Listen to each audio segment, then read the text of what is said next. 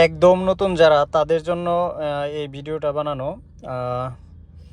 গাড়িতে সামনে যখন ড্যাশবোর্ডে সামনে যখন আসা হয় বা ড্রাইভিং সিটে যখন বসা হয়, তখন আমরা অনেকেই কিন্তু নার্ভাস ফিল করি যে যারা বেসিক্যালি ট্রেনিং কার দিয়ে যারা ড্রাইভিং করে তারা বেসিক্যালি অন্যান্য আপডেট মডেলের গাড়িগুলোতে বসলে তাদের মাথা সব কিছু কিন্তু চক্কর খায় একটা। হ্যাঁ, কেন খায়?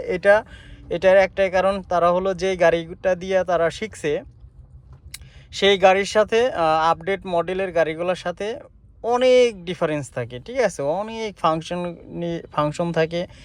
আর দেখা যায় যে একটা বিষয় দেখা যায় যে হঠাৎ করে আপনি এক গাড়ি থেকে আরেক গাড়িতে আসছেন, তো সেই ক্ষেত্রে কি হয়, মানে নার্ভাস ফিল হয়। ঠিক আছে, নার্ভাস ফিল হয়, মনে হয় যে না জানো কি, ঠিক আছে কোনটার কাজ কি, আমি এখন কোনটা দিয়ে কোনটা করব, কোনো কিছুই বোঝা যায় না।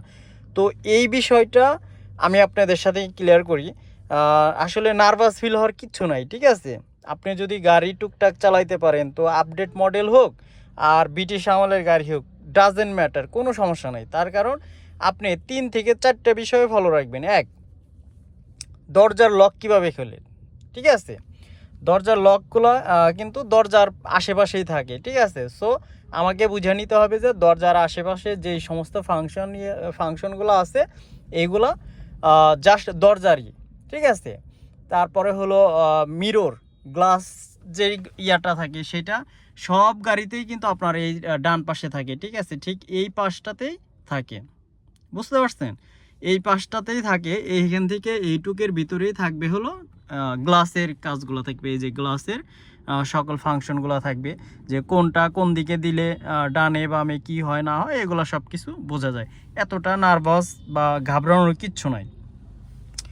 তারপরে দেখায় যে স্টিয়ারিং। ঠিক আছে, তো আপনি যে গাড়ি দিয়ে চালানো শেখেন না কেন, আর ওই গাড়ির সাথে আপডেট মডেলের গাড়ির সাথে সব প্রায় সেম থাকে। ঠিক আছে, কিন্তু আমরা শুরুতে ঘাবড়ায় যাই যে আল্লাহ না জানো বানি কোনটা কি থাকে না থাকে। ঠিক আছে, ঘাবড়ানোর কোনো কিছু না, আজকে আমি আমার ভিডিওতে ক্লিয়ার করে দেবো, আপনারা দেখতে থাকেন।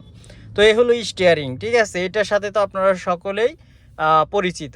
তো এই স্টিয়ারিং থাকে, এই স্টিয়ারিংয়ের আপনার ইয়াটা থাকে, এটা হলো এই পাশ ডান পাশটা থাকে এসির ফাংশন। ঠিক আছে, এসির কিছু ফাংশনালি থাকে। ঠিক আছে, আর এই পাশটা থাকে হলো আপনার মিউজিক। আবার অনেক গাড়িতে থাকে হলো দুই পাশেই মিউজিকটা কন্ট্রোল করা যায়। ঠিক আছে, তাহলে স্টিয়ারিংয়ে যাই থাকুক না কেন, এগুলো হলো মিউজিকের জন্য। ঠিক আছে, আমরা ধরে নেব যে এগুলো মিউজিকের জন্য। আর ড্যাশবোর্ডের যে মিটারটা থাকে, এগুলো তো কম বেশি তো জানাই আছে। ঠিক আছে, এখানে এতটা ঘাবড়ানোর কোনো কিছুই নাই। এইটা হলো আরপিএম, ইঞ্জিন কতটা স্পিডে ঘুরতেছে, এইটা আপনি এখান থেকে দেখতে পারবেন। ঠিক আছে, যে আপনার ইঞ্জিনটা কত স্পিডে ঘুরতেছে। ঠিক আছে, ওর ফোর্সটা কত, এইটা আপনি এখান থেকে দেখতে পারবেন।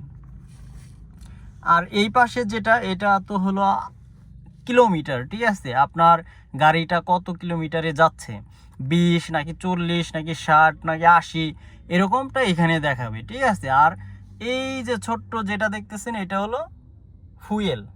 ছোট্ট যেটা দেখতে পাচ্ছেন এটা হলো ফুয়েল। ঠিক আছে, আপনার তেল বা গ্যাস, ঠিক আছে, কতটুকু আছে, কি পরিমাণ আছে, ঠিক আছে, এটা এখানে শো করে। তো গাড়িটা যখনই আপনার চাবি দিবেন, দেওয়ার সাথে সাথে ও কাজ করবে। ঠিক আছে, তো এটা হলো ইতে থাকলে আপনার কম আছে, বুঝে নেবেন যে কম আছে। ঠিক আছে, আর মিডল বরাবর থাকলে হলো গাড়িতে তেল টাঙ্কিতে অর্ধেক বরাবর আছে। আর এই একদম এফে থাকলে ফুল। ঠিক আছে, আর এইটা যখন হ্যান্ড ব্রেকটা দিবেন এই চিহ্নগুলা, তখন এই আপনার হ্যান্ড ব্রেক এইটা দেখাবে, পিতে পার্কিংয়ে আছে প্লাস হ্যান্ড ব্রেকে দেওয়া আছে।